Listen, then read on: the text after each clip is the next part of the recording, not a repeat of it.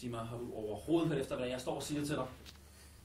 Ja, og der er ingen skid af det, du har sagt. Der er noget svært med hende at gøre. Prøv at høre, det ved jeg sgu da godt, men jeg har jo fundet hende, jeg vil have, og det er sgu ikke hende.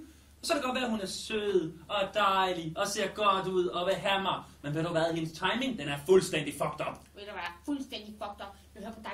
Brok, jeg er ikke alt for længe. Jeg får ikke noget. Jeg er trængende. Jeg savner Heidi. Så har du lige mødt en, og hun er sød, og hun er smuk, og hun vil faktisk have dig. For helvede, så hold dog kæft! Du er syg, det er helt fucking psykisk! Vil I også gerne se mere?